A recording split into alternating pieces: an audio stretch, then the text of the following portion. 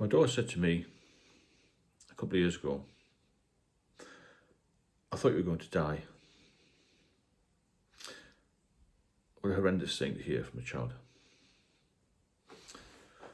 I'd been drinking all my life, and she'd seen all sorts of carry on in the family with my drinking. It was under control to some degree, but then it went out of control to some degree.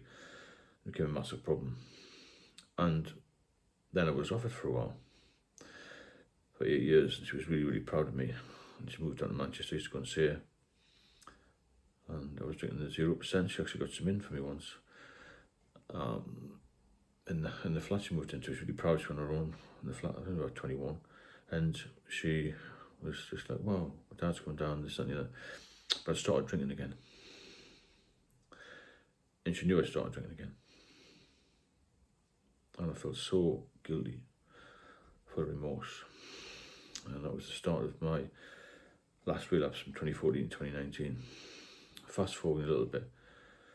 In 2019, I was taken into hospital with serious medical issues, liver failure basically. Massive ascites, fluid in my stomach. And I had complications from that.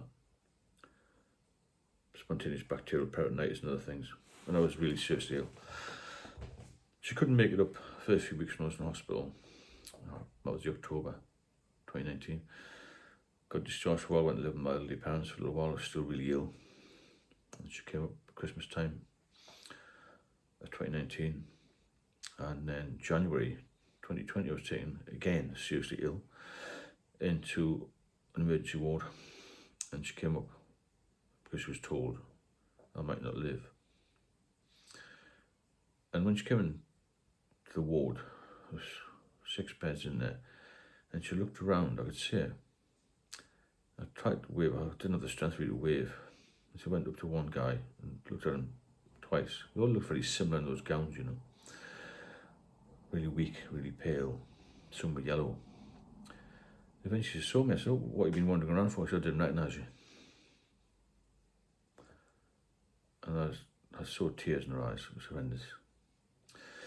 And I had lots of fluid by that time. I'd basically, well, not gone to the doctors early enough again, I suppose. I'd never rang the ambulance. I should have rang the ambulance earlier. And they drained off lots and lots of fluid off me. And I had a frank talk with this and the other. And, you know, she said to me, I don't want you to die because I want somebody to walk me down. I want you to walk me down the aisle, not somebody. And so it went on. And then from then I was in intensive care, and the complications got worse. Eventually it turned around a little bit when I got something called a TIPS put in my liver. And I started to lose the ascites fluid, and a couple of years fast forward again, I got a little bit better. And then I had a frank discussion again with her a couple of years ago, and I said, you know, she just said, I'm so proud of you, Dad, that you got sober. But if I drink again, I'll never speak to you again. And I said, what were your thoughts when you came into hospital, and not January of 2020 after Christmas? So I did genuinely think you were going to die. And I spoke to a partner alone.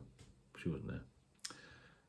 And he said, oh, she came back in a mess from the hospital visit, and said, I think my dad's going to die soon. Now, the pain, the discomfort, and the torture put her through, I'm never going to make that back. But you can make amends to that sort of thing. And when a child says, I thought you were going to die, it breaks your heart, you know. I'm very close to my daughter, and I got divorced when she was quite young. And just the whole episode of getting too much to drink and it torturing you through your life, and eventually you come to the point where you are on death's door. And it's a very emotional time when you get diagnosed with liver failure, liver cirrhosis, as I have. And I didn't know who to ring first. I wasn't close to many people. And I rang my daughter first. I touched her judgment more than my parents. I knew my parents were just closed down, as it were, really. And, you know, from that day, I've never forgotten that day. I said, what did you think when you came to the hospital? I said, I couldn't see you, I couldn't recognise you. Because you were so thin, you had this massive stomach like a pregnant woman. Very thin arms, very thin legs. And she said, I surely can't be my father. Big, strapping, 6'3" bloke. what it was, mate. And I felt I let everybody down. And I've managed to recover. Whether the mental scars will ever go away, I don't know. But physically I feel better. Mentally I feel better. I've got on with my life. Don't let this disease drag you down to that level. Because you're in a hospital ward and you're going from being strong, dependable and a helper to being pushed around by porters in a trolley, not being able to go to the toilet yourself.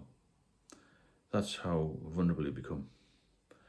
It's horrendous to lose everything just because you fancy a few pints, just because you have this fear of missing out, just because you can't leave it alone. I couldn't get any diazepam to come off, but anyway, that's all in the past. We've got to move on.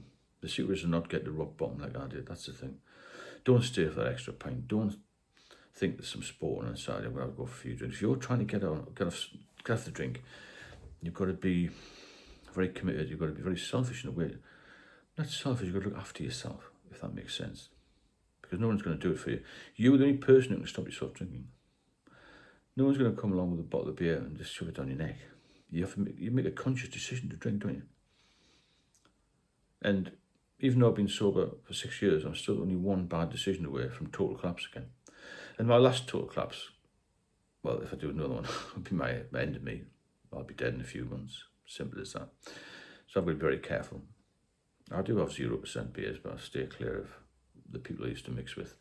I stay clear of any situations which is going to put me into that sort of a danger zone. I wouldn't have cravings or anything.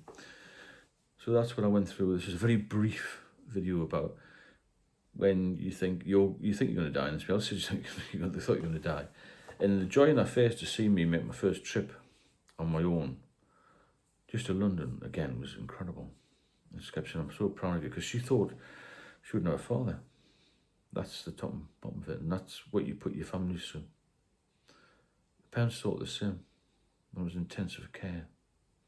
How do you go from the job I had, the life I had, the strength that I had, the vision that I had, the ambition, the confidence, to being a physical and nervous wreck, all because you couldn't leave the booze alone? You've got to learn, if you can stop, to stay off it. Because I was off it for a long period, and I started again thinking that I had this magic wand and everything's going to be all right. It's never going to be all right. If you're an alcoholic, you've got to remember this is not curable. It's only manageable. And the alcohol isn't the problem initially. We are the problem. We use it to try and solve problems for us. And in the end, it will take over and it will destroy you. It's as simple as that. Be careful what you do out there. Think before you drink. And if you hit the level of I need to drink more than you hit the level of I want to drink, then you're in serious trouble. I hope that makes sense.